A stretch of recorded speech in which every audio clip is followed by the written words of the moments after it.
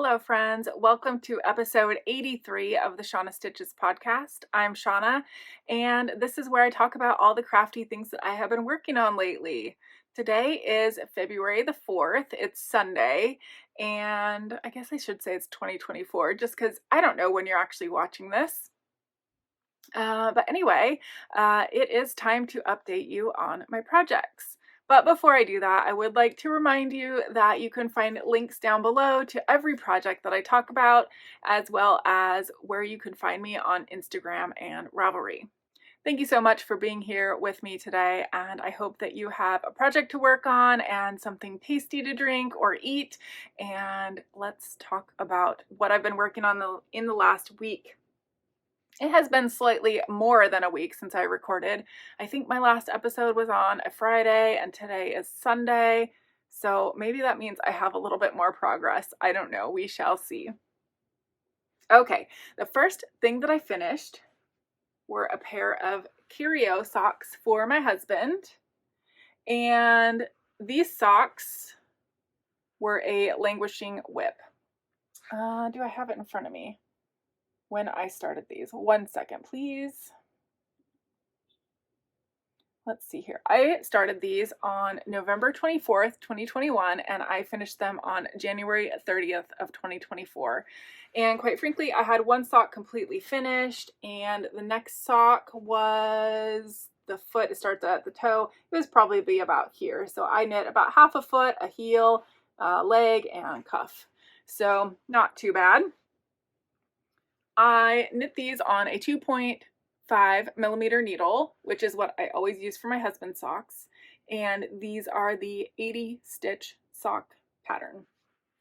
My husband hasn't worn them yet, but I've seen him try them on. And if I were to knit these again, I would modify the pattern to be 72 stitches, because even with the slip stitch pattern here, I don't think that it really matters enough size-wise to go up that drastically. And I'm trying to remember off the top of my head. Oh, it seems like if there's an 80 stitch, there would be a 72 stitch, but I know there wasn't. Anyhow, it seems to me that it would be easy enough to adjust this top panel, the largest of them. So you have two smaller panels on each side and then a large one down the center. Seems like you would be able to adjust that enough to make the right size count stock, maybe. There's what it looks like when it's flat. And it did have an afterthought heel, so it's been a long time since I knit an afterthought heel. And quite frankly, I wasn't excited about having to do it, but it wasn't bad. I finished the whole leg first, including the cuff, and then did the heel very last. What else to say about these? I don't know. He's going to be very happy because now that I'm podcasting about them, he can wear them. And I am interested to hear his feedback on how they fit. Although, I don't know if your husbands are this way, but any kind of feedback I might get is going to be very minimal, and certainly probably not overall helpful. But as long as he tells me he likes wearing them, that's all that really matters. Okay. That was the only finished object that I had in the last week. So let's talk about works in progress. You have seen the project in this bag before, but these are my vanilla handspun socks 2 ways. So it is the same fiber, but one skein is chain plied and one skein is a traditional 3-ply. I've showed these to you before, but that's the difference in what the cakes look like. And these just saw a little bit of work. You can see I'm at about the same spot on each leg, just a few rows above the heel. These didn't see a ton of work. I might have mentioned on the last episode that I'm knitting these continental, and it's just not my favorite. Something about these socks have just been so hard to get through. First of all, they were hard to get through before when I was knitting them as magic loop 2 at a time. And they're slightly better now, but still really, really not my favorite thing to work on. That being said, they're pretty and I do enjoy the finished look of what I have so far, so I know I'm going to like the actual finished object. It's just getting there that isn't as much fun. Anyway, so those did see some work, and believe it or not, I did make a little bit of progress on my Lochcorran Vest. See if I can not have it come off the needles this time. All right, so that's where we are, and I don't know how much more. Obviously you can see the first repeat is the two motifs, and so I have a third, so I am 2.5 repeats in, and eventually I'll be a whole 2 repeats in, but I did not get that much done this week. I do like how it's looking. I really like how it looks on camera. I think it looks so much better on camera than it does to the naked eye. Mostly just because the colors pop out more, I think. So that's that. It's kind of my TV knitting where I can listen to what's going on, but don't have to pay a ton of attention and can focus on my chart and count and all those things. The next thing that I've been working on is my February Desert Vista Dyeworks socks. I am knitting this really beautiful colorway called Winter Rainbow, and it looks even better as a sock, I'm telling you. I just love this colorway. Look how pretty that is. So it's a rainbow, but it's kind of a subdued rainbow. See, I started with a pinkish color, and it goes into orange, then kind of a golden tone, teal, blue, purple, and then back to pink. So I'm really enjoying these. These are the Blueberry Waffles pattern, which was written for DK weight, but I modify to my regular stitch count on fingering weight, no problem. And I am almost to the start of the toe. So I cast these on February 1st, and it's February 4th, and I'll definitely finish this sock today. I should make some kind of start on the second one tonight, but won't get too far. As I said, it's Sunday. I go back to work on Monday, and I'll be able to make some really good progress tomorrow, I think, because I get off work at 3 p.m. and I have a work thing that starts at 6, and it's kind of pointless for me to go home in between. So I think I'll probably grab some dinner and then knit a bunch and make some progress before I have to go to my work thing. Okay, and let's see, what else? One more project to show you that I have made some progress on. This is in my waxed canvas bag, and I don't know how many of you follow me on Instagram or might have seen a story about this bag, but I have a question for you all. If you have any waxed canvas bags, which I know have been popular, maybe not as much now, but over the years they've been popular, does yours have a weird smell? I don't remember this always smelling like this, and it definitely has not been stored anywhere where it would have been damp or have gotten other smells on it, because none of my other project bags smell, none of my yarn smells, but this definitely has an odor. And you can see I did crumple it kind of like to make the wax look crumply or whatever, but there's no stains on it. There's just nothing. And it's almost as if the wax on here turned rancid, went bad. I don't know how else to describe it.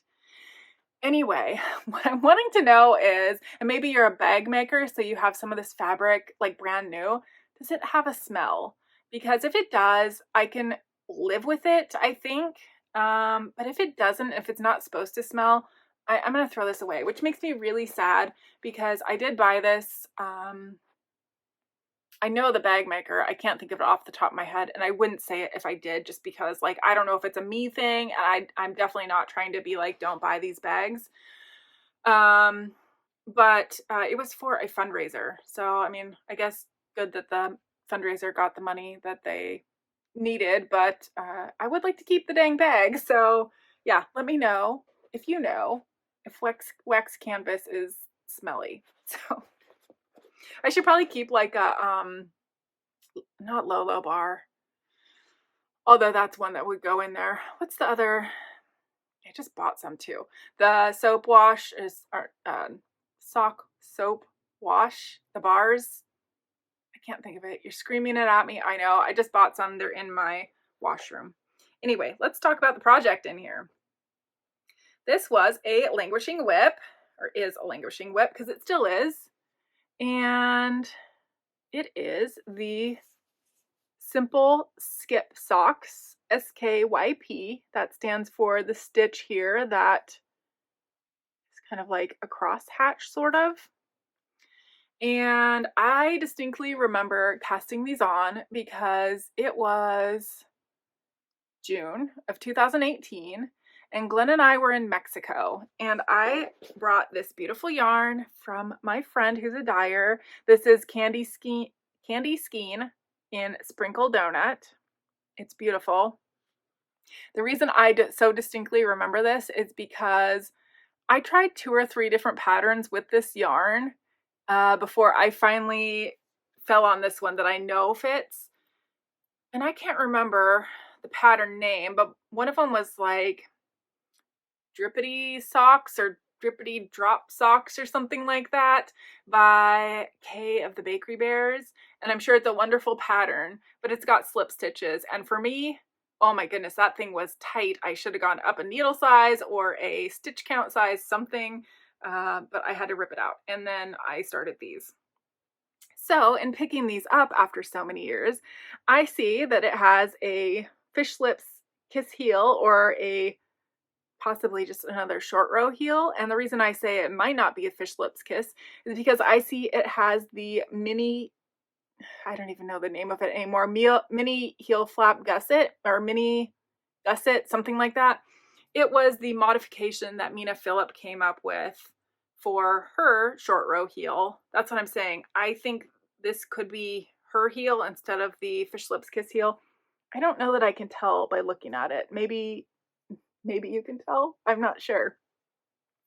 So as you can see, in comparison to my Desert Vista Dyeworks sock, I'm getting near the toe here. Not quite there yet.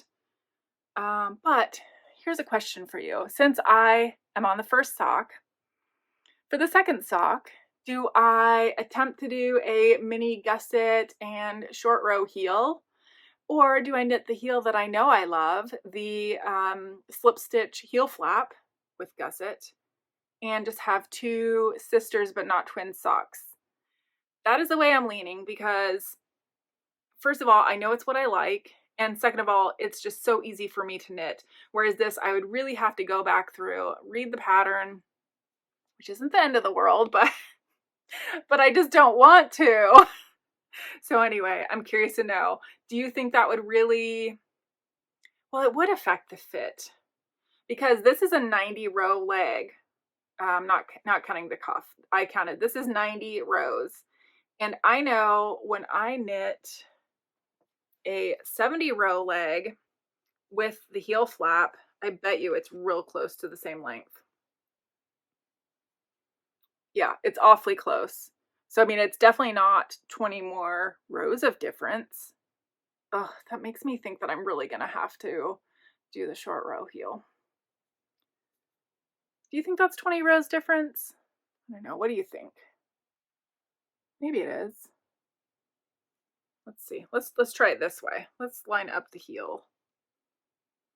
And well, I guess it is about 20 rows because that's about where the cuff starts. Maybe. I don't know. What do you think? I would love to know your thoughts on this because it's one of those things where I could see just not making a decision and it being a whip forever, which is not what I want. First of all, the yarn is gorgeous. I love the pattern. I know I'm going to love the finished socks, but what do I do about the heel? Definitely would like to know your opinion. Also, your opinion on this bag. This whole project, bag and knitting, are just causing me issues. All right, well, that is it for the knitting, and I haven't done any other crafts. I haven't spun anything this week, and I haven't quilted anything, so that is it. But I did finish reading Outlander 6, which, did I write down the name of it? I sure didn't. Yes, I did. A Breath of Snow and Ash, which, let me just tell you, it had to have been the last page or the last couple pages where that phrase finally came in. So this whole like 1600 page book, and it was like the very end, they say that phrase. It's interesting. I enjoyed the book, but not as much as some of the other Outlander books I've read so far. But that being said, I'm so invested in the story and I want to know what happens. And I had no problems going right into book number 7, which is called An Echo in the Bone. It's a very interesting name, I think. And I'm only a couple chapters in, so I don't know what's going to happen. It's very interesting. I really enjoy the series. This one isn't quite as long. It's like 1,200 pages, but that's still a dang long book. So I imagine you will hear me talk about that on many episodes. We're going to keep saying the same Outlander 7 for a while. And what else have I been doing? Mostly just working. This whole working 5 days a week and only having 2 days off is really, really cramping my crafting style. I did get up super early yesterday, which was Saturday. My alarm went off at 3:30 in the morning so that I could do a live Peloton ride, which started my time at 4 a.m. All these are filmed East Coast time, which there it was 7 a.m., which is much more reasonable. And so I did a 2-hour ride, 120 minutes. It was a Power Zone endurance ride. And I biked something like 33.5 miles. It was a lot. And I was definitely feeling it. Yesterday, I just sat around, after that, I just sat around like a lump in a log knitting. That's why I have so much progress on that sock. But it was like, I couldn't move. Feeling much better today. I slept quite a lot last night. And I will not say I'm ready for another work week, but ready or not, here it comes. So yeah, I think those are kind of the highlights or things going on in my life anyway. I hope that you are all doing well. Oh, I know what I was going to tell you. So do you see my hair? We've talked about my hair a bit lately because it's wavy and I'm trying to do the curly girl method and kind of have the curls or the wave show up. And I know you can see absolutely none of that right now. It's almost 1:00 p.m. right now. And I specifically waited to record until a little bit later in the day because I had a hair appointment at noon. And so I went out to my car, which would not start, by the way. That's fun. And used my husband's car, made it to the hair appointment, and I'll insert a photo of what I looked like before I went to my hair appointment, and then again, a photo. You see what it looks like now, but kind of maybe you can see a little bit more in a photo. Not much has changed, and needless to say, I mean, I didn't go to a nice salon. I went to Perfect Look, which, I told her I wanted a trim. She cut like 2 inches off. I guess that's what I got, but Stephanie of Texas Peach Knits tuned me into a haircut style that she has cut herself at home. And I'm not going to lie, I'm very tempted to try that. I'm a little scared, but also very tempted because I just kind of feel like I can't make it look worse than this, right? It's not bad per se, and I haven't tried to style it or anything, but I mean, I think I can't do worse than this. So anyway, what was it called? Was it called the butterfly cut? I think it was the butterfly cut. I'm getting confused because there's another one called the unicorn cut, which I think is just similar.